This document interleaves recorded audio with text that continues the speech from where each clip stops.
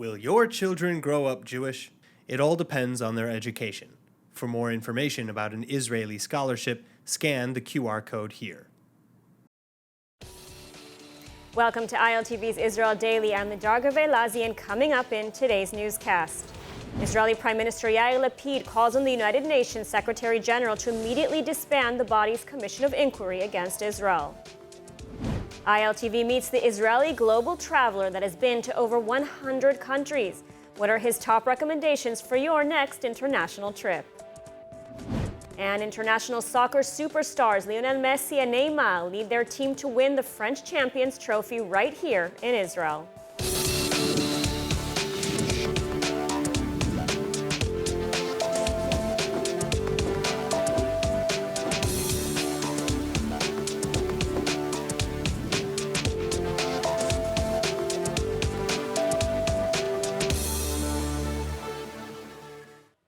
Israeli Prime Minister Yair Lapid has demanded that the United Nations immediately disband its Commission of Inquiry against Israel, following the anti-Semitic remarks made by one of its members. The details in the following report.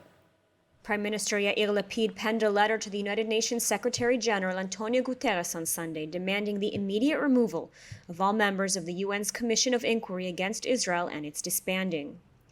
The Commission of Inquiry was established in 2021, comprised of 3 members, and is the first to have an open-ended mandate from the United Nations to probe Israeli international law violations and apartheid. In the letter, Lapid wrote, "The fight against anti-Semitism cannot be waged with words alone. It requires action. This is the time for action. It is the time to disband the Commission. From Mr. Kothari's outrageous slurs to Ms. Pillai's defense of the indefensible, this commission does not just endorse anti-Semitism, it fuels it." Lapid penned the letter in the aftermath of anti-Semitic statements made by Commission member Milun Kothari, which said in a podcast interview with Monda Weiss last week that the Jewish lobby was controlling social media. He further questioned Israel's right to exist as a member of the United Nations. Following Kothari's comments, Commission Chairwoman Navi Pillai even excused and defended her colleagues' remarks, saying they had been taken out of context.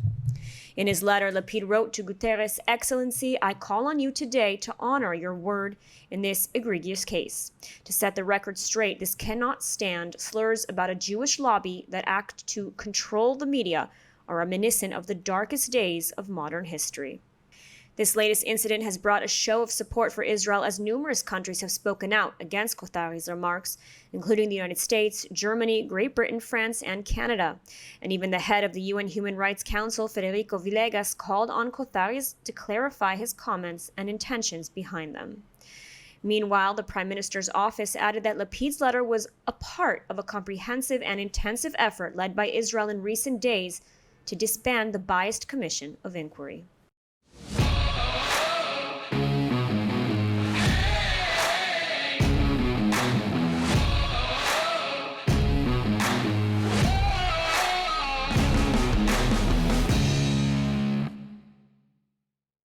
And joining us now with more on the UN Commission of Inquiry against Israel is Professor Gabriela Shalev, former Israeli ambassador to the United Nations. Thank you for joining us. Pleasure to be with you. So following the anti-Semitic comments made by members of the Commission of Inquiry, and even beforehand, this commission is clearly biased against Israel. Many countries have already spoken out against it. So will its findings carry any real weight? The whole commission and the reaction by our Prime Minister and by other nations like the United States and other European countries reminds me of the Goldstone report, which was created also after the cast lead operation, which means like 12 years ago. And it was, again, conceived in hate towards Israel. One of the members, like this time, an English, British journalist had already before the commission spoke about Israel and the conflict in the Middle East. And the same thing happened now. This commission was conceived again by the Human Rights Commission. It's the people that are, the persons that are a part of this commission are against Israel, are not neutral in their opinions, and I don't believe it will carry any weight more than all commissions that were created by the Human Rights Commission and by the General Assembly of the United Nations. Now, you mentioned the Goldstone report, and we've seen committees and reports against Israel in the past, but this is the first committee to receive an open-ended mandate. I mean, what are the implications of this and of its eventual findings? I hope it will be disbanded because I agree. It's the first time that it's not pointed or it does not emphasize any special conflict like the CAS-led operation, which carried two commissions. One, the Board of Inquiry of the UN, and later on the Goldstone Commission.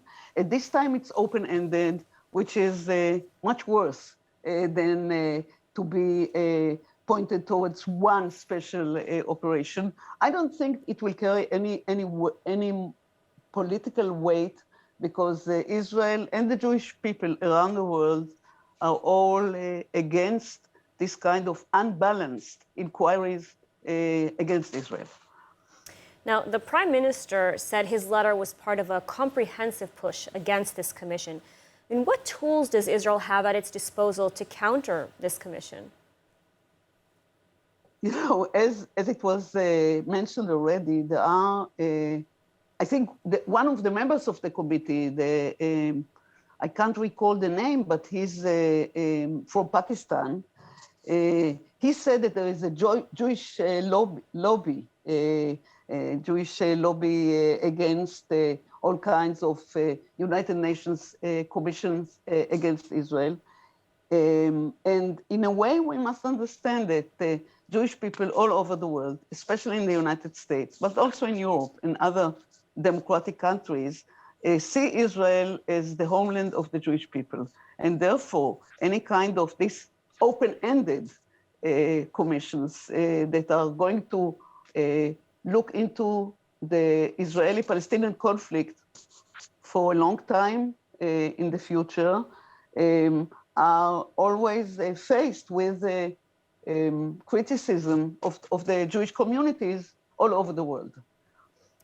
Now, being a former ambassador to the UN, during your time at the international body, did you feel Israel was subject to, say, constant attacks and a sort of institutionalized sense of anti-Semitism?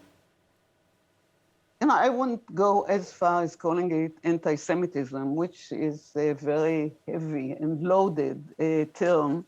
But I would say that the new anti-Israel sentiment is the modern kind of anti-Semitism, because Israel is always blamed for everything that happens in the world. I remember at the time that I was at the UN, which is more than 12 years ago, some ambassadors used to tell me that all conflicts are on our very narrow shoulders, all conflicts all over the world. And I felt that the UN is biased against Israel, especially the Human Rights Council and the General Assembly, where there is what we used to call the automatic majority against Israel in the General Assembly, not at the Security Council. Now, do you feel that the situation for Israel has gotten better or worse since your time as an ambassador? It has gotten worse because at my time, there was some kind, before my time, and it ended in my time, there was some kind of negotiations and relationship with the Palestinian Authority. This ended like more than 10 years ago. And since then, I think the conflict is more complicated, and there are no steps towards what we used to call and to pray and to wish for, namely two-state solution, two states solution, two states living side by side in prosperity, in peace. So the situation has gotten worse. Right, not an optimistic observation. Professor Gabriela Shalev, thank you so much for taking the time to speak with us today. Bless you. In Israel, just as in much of the world, the cost of living has been increasing and prices soaring, with the government continuing its fight to tackle this major economic issue. Kayla Eberlin with the report.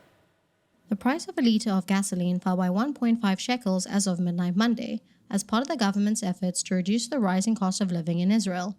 At the weekly cabinet meeting on Sunday, Prime Minister Yair Lapid said that this was just the beginning, as his government has started a reform in imports. גם הממשלה לא תעמוד מנגד. אם יבואנים מעלים מחירים באופן לא מרוסן, הם יגלו שפתחנו את השוק ליבוא מקביל, הסרנו חסמים במשרדי הכלכלה והבריאות, בעיקר הבאנו תחרות לשוק. כל מי שחושב שיש לו מונופול על מוצרים מסוימים, טועה.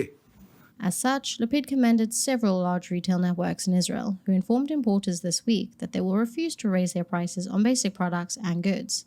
The Prime Minister also spoke directly to the Israeli public and called on them to purchase wisely and to reduce expenses by dozens of points. יוקר המחיה הוא מכת מדינה. משפחות לא גומרות את החודש. תבדקו מחירים, תשוו מחירים, כמעט לכל מוצר בשוק. יש מוצרים באיכות גבוהה ובמחיר הרבה יותר נמוך. אם נשלב ידיים, הממשלה והאזרחים, נוריד יחד את יוקר המחיה. And now our next story may make you want to drop everything and take that vacation you've been dreaming of, because joining us now is Israeli global traveler Avi Gold. He has visited over 100 countries and is here to share his journey and experiences from around the world. Thank you for joining us. Hi, thank you. Good morning. So tell us, how did this journey begin? Well, good question. It's hard to remember where it began, but at the age of 18, I traveled with friends to the UK. I had a really good time, got addicted, and since then it's history. So has this become a full-time job essentially for you? Actually, yeah, it has, yeah. I'm full-time traveler. I'm traveling at an average of 25 days a month. So. Wow, so how many countries have you been to as of today, and how many more are left on your list? So I'm actually on a mission to visit every country and every unrecognized territory. So I'm counting about 220, and I've currently been at already 109. Wow, 109 countries, amazing. I have to ask, you know, you don't hide your Jewish identity. Has this caused you any problems in some of the countries that you visited? No, actually, I never had any issues of my identity. Some places I hide it, like when I'm in capital cities in Europe or when I'm in Egypt or Jordan. But most of the time, I don't hide my identity. I just go as I am with my kippah and my peyot, and yeah. And, you know, do you ever worry about your safety before going to, to certain countries? To be honest, I don't, because I just don't feel any safe. Like, I don't feel any danger or anything. And I have experience, and I know how to travel. I know how to communicate with people, and I have a lot of experience. So, and I also do lots of research before I travel. So I don't ever, it's hard to think of when I ever had any concerns. Maybe before the trip I had concerns, and then when I've reached there, I've realized that there's nothing to be concerned. For example, I've been to Sudan and Iraq. Now those countries, they're so-called dangerous. And before the trip, I've planned some security measures that I'll have when I travel, like some type of security or tour guide or something. But once I've reached the country, I felt so safe and I didn't need it. So I mean, what does your family think about this journey, about traveling to countries like Iraq and Sudan? They got used to it. Yeah, so there's no... At the beginning, they didn't really like the fact that I traveled to some kind of countries, but now they're totally used to it. And sometimes I bring them some souvenirs but yeah, there's no issues with that either. Okay, now, as someone who's, traveled the world, have you experienced anti-Semitism at all during your travels? I mean, I know you've visited a number of Muslim countries. You mentioned Sudan and Iraq. This might sound crazy, but actually in the Ukraine and in Bulgaria, I'm minor. Like, somebody shouted at me once, dirty Jew, in Bulgaria. And maybe in the Ukraine, I got some dirty looks. But in the Arab countries and the Muslim countries, I've never had any anti-Semitic experiences. I know that's not what people are expecting to hear, but it's very rare. It happened maybe twice from all my 12 years of traveling. So that's some good news. And do you often visit the Jewish communities in the countries that you visit? I mean, were there any countries in which you were especially surprised, for example, by the Jewish community? So I don't go straight looking for it. If I find out that there is any Jewish community or any Jewish history, I'll go and experience it. For example, when I was in Sudan, my local friend told me that behind the central bus station, there's a Jewish cemetery in the center of Khartoum, the capital of Sudan, and I was shocked. He said he'll take me there. So we went, and it happened to be a garbage dump. And when we cleared off the garbage from the ground, took us some time, I realized that there's Jewish graves with Hebrew writings on it, with names of Jewish people that passed away, with the dates and their full story. And when I asked, and then when you could read some of the stories on the graves, it says that these were basically people that were crossing Africa from Morocco to Yemen or from Morocco to Saudi Arabia, or some way crossing Africa because Sudan is in the center, and they just died in Sudan. So there's actually a Jewish cemetery in Sudan. Recently, 2 weeks ago, I was in Zambia, and I found a Jewish museum with a Sefer Torah and tzitzit and mezuzahs and stuff like that. And that was also shocking. In the middle of, there's no Jews there or Jewish community, but there's a Jewish museum with Jewish things that were collected from about 80 years ago. So that was also shocking. But yeah, whenever I find out that there's any Jewish community or any Jewish history, I'll go and check it out. Sounds amazing. Avi Gold, thank you so much for your time. Good luck and safe journeys. Thank you. Thank you very much, and have a nice day. And now you might want to hold off on packing your bags this summer because there is still so much to see here in Israel. And the Jewish National Fund USA and the Society for Preservation of Heritage Sites in Israel are opening up a wide variety of activities throughout the country, and it's all for free. Joining us now with more is Shachar Hermalin, spokesperson for the Society for Preservation of Heritage Sites in Israel. Thank you for joining us. Thank you for having me. So first of all, what are heritage sites and why visit them? So the Society for Preservation oversees about 200 heritage sites in Israel, all across the country. And when you talk about heritage sites, we mean sites that have to do with what we call our way to independence, our pathway to independence, sometimes our struggle for independence, going back from the first Aliyah, the 1870s, 1880s, all the way through the establishment of the state.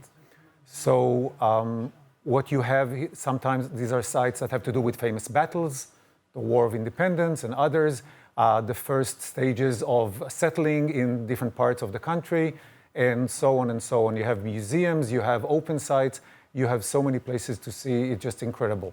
So a wide variety of places. And tell us a little bit about the different activities that are being offered this August.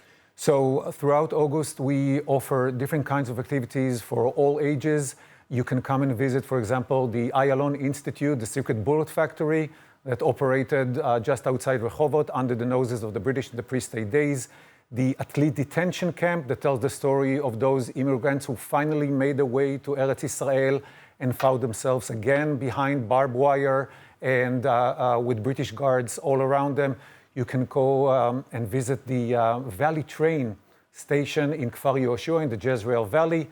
Tells the story, the importance of that train and what it did to the settling in the Jezreel Valley. Mikveh Israel, not far away from here. The very first agricultural school in Eretz Israel, founded 1870, is opening its gates for children and families to do all kinds of activities. And again, hundreds of sites all over the country, and you are more than welcome to go and check the website and see what we offer all over. So this is really suitable for people of all ages? So we have a large variety of activities. Some of them are for the entire family. Some of them are for children. Some of them are for adults. And it's all very, very, in very great details in our website. You can check and see what suits you and what is more suitable for you, your friends, whoever wants to come. Now, I'm curious, you mentioned a number of the sites, but I'm curious to hear about, some of your personal favorites that you can maybe recommend to our viewers to visit this summer. Well, I just mentioned two of my favorites. The Ayalon Institute is a fascinating story about how a secret bullet factory operated between 1945 and 1948, right under the noses of the British during the times that Jews were not officially allowed to handle guns or ammunition. People who worked there risked their lives and managed to manufacture almost over 2 million bullets that played a key role in the War of Independence. Another favorite of mine is Mikveh Israel. It's a beautiful place. More people should come and visit it. The very first agricultural school started with 1 student in 1870, and today over 2,000 students. And some of our best farmers and researchers started away in Mikveh Israel, Atlit detention camp, the Valley Train. You have the old courtyard in Kibbutz En Shemer and in Kibbutz Kfar Masarik, 2 sites where you can learn about what kibbutzim were like 80, 90 years ago, the first years of kibbutzim. And again, it's all fascinating. It's like asking, which one of your children you like more. But I recommend all of them, I do. I have to say that I remember as a child visiting the bullet factory. It's one of my first memories of coming to visit Israel. I found it to be absolutely fascinating. Now, why is it so important for the Jewish National Fund USA to support, these special heritage sites? First of all, I have to say the Jewish National Fund USA is an amazing partner, and we are able to preserve and sometimes rebuild and improve heritage sites all over Israel thanks to our partnership with Jewish National Fund USA. And they help us, by spreading the word all over the United States to hundreds of thousands of people, many of whom end up supporting the Society for Preservation and the heritage sites. And also we have a joint committee with Jewish National Fund USA. Together, we choose the projects, the initiatives we want to support and we want to improve and we want to rebuild. And thanks to that partnership, we are able to do so much. But what is important for me to say is that, other than being fun, the heritage sites are so important because we want everyone in Israel, outside of Israel, all over the world, especially the younger generation, to come and understand what we had to go through to have what we all are enjoying today. So other than being a great place to visit and a lot of fun for the whole family, it teaches us a very, very important part in our history. Absolutely. And free this summer in August for all who want to visit. Shachar, thank you so much for taking the time to speak with us today. Thank you. And now our final story for tonight. For all you soccer fans, the French Champions Trophy match was held here in Israel Sunday night and saw some of soccer's biggest names take to the field in Tel Aviv. Let's take a look.